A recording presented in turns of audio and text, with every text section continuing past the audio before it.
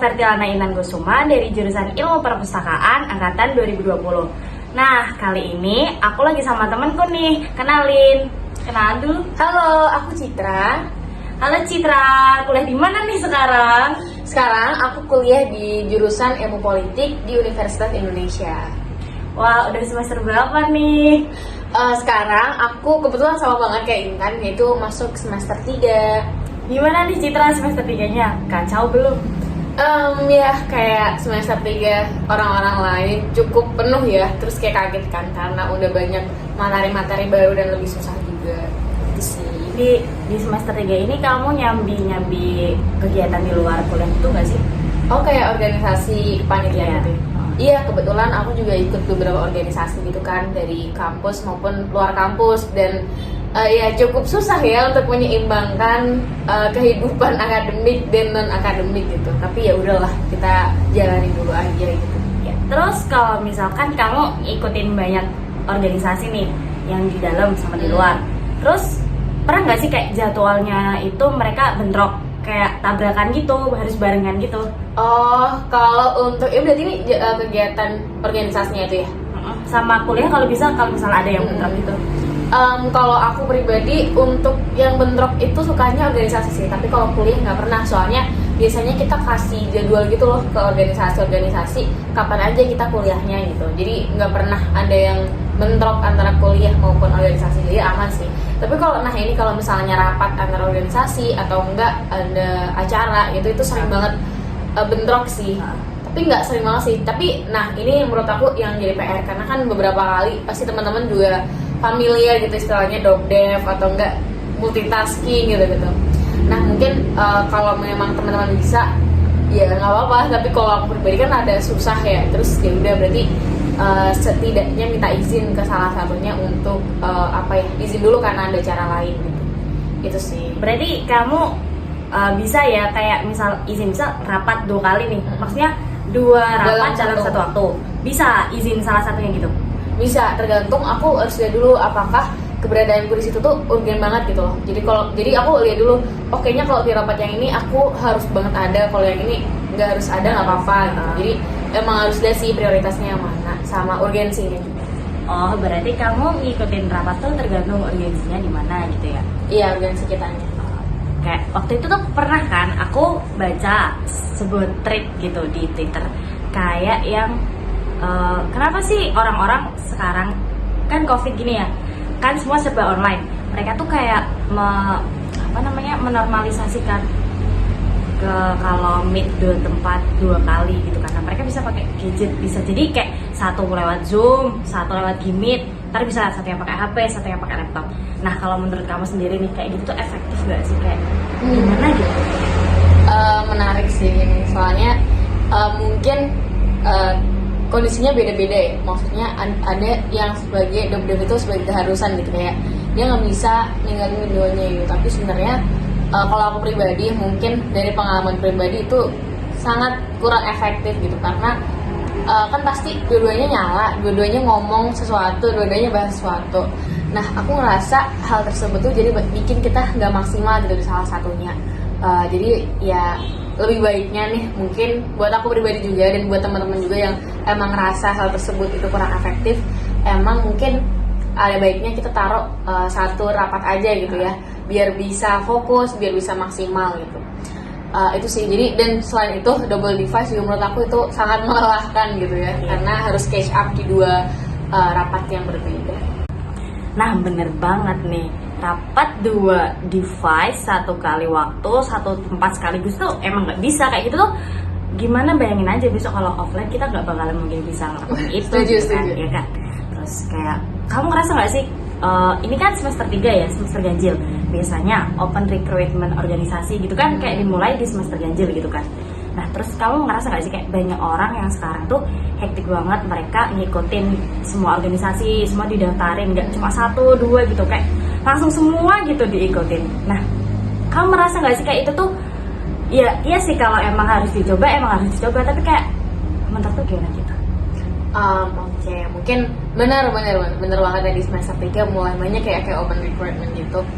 Nah kebetulan kalau yang begitu itu, dan aku merasa seperti FOMO, fear of missing out, itu waktu di semester 1-2 kemarin. Jadi kalau semester 3 ini kan mungkin kita banyak menjalani ya, terus kayak yang di posisi yang kayak udah cukup gitu ya.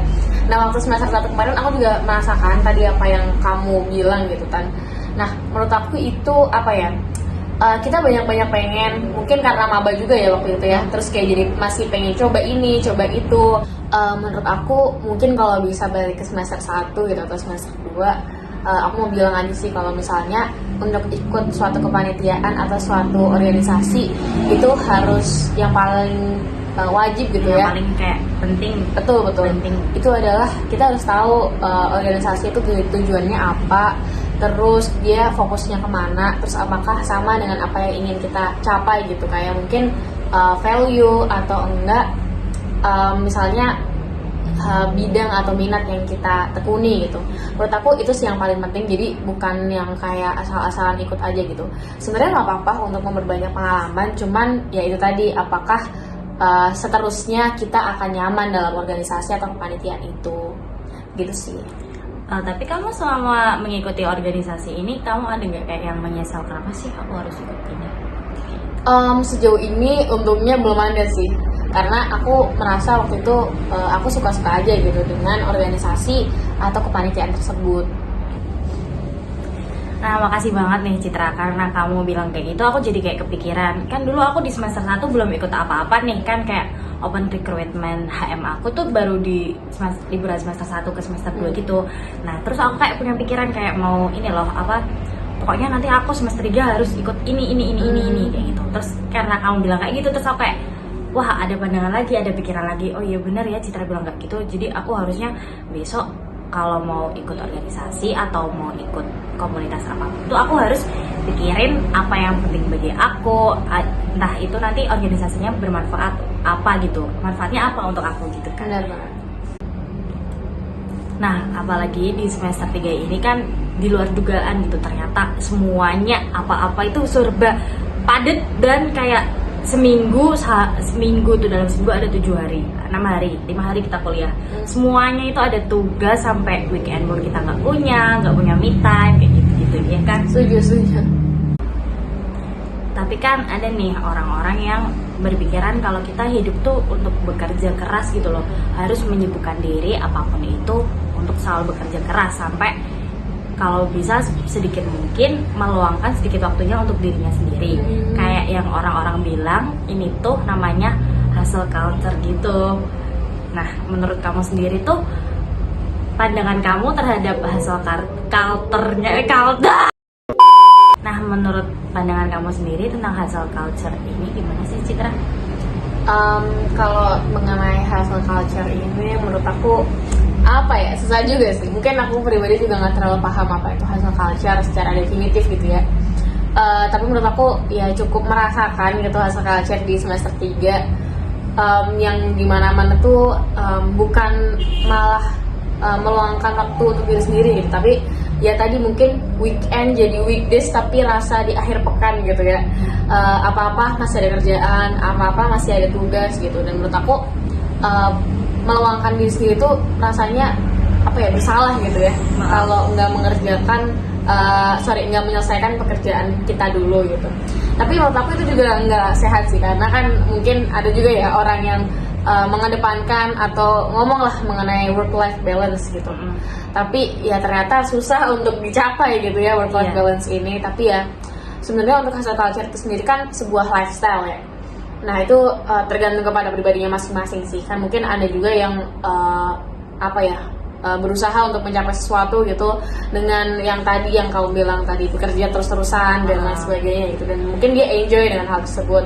Tapi di sisi lain ada juga orang yang udah exhausting gitu, udah capek banget gitu. Itu sih.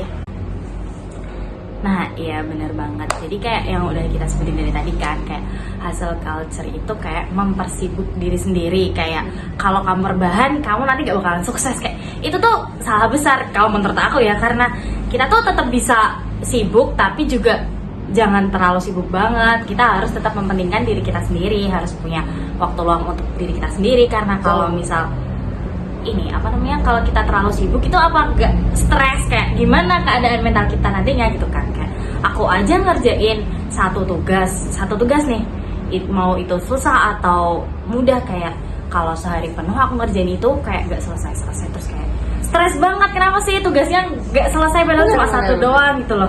Kok bisa orang-orang sengaja mempersibuk diri mereka sendiri sampai mereka itu lupa sama diri mereka gitu loh. Jadi kayak kamu nggak stres ngelakuin itu terus, kamu nggak stres, kamu nggak tidur, kamu nggak stres, kamu nggak bisa jalan-jalan sama teman-teman gitu ya kan. Nah mungkin udah sih itu aja kayak menurutku tentang hustle culture. Citra ada tambahan nggak? Kalau diri aku udah aja sih, mungkin pesan gitu ya untuk Iya. teman-teman semua. Yang pasti mungkin walaupun susah nih teman-teman, tapi ya kita harus senantiasa mencoba dan berusaha menyeimbangkan gitu ya antara kesehatan diri kita dan produktivitas diri kita juga. Iya, kayak sibuk itu boleh tapi jangan terlalu sibuk dan jangan lupain diri kamu sendiri. Itu aja sih kalau menurutku. Oke Citra, terima kasih. Nah Citra, terima kasih ya atas waktunya. Sekali lagi buat teman-teman, kalian sibuk itu boleh, tapi jangan lupakan sama diri kalian sendiri.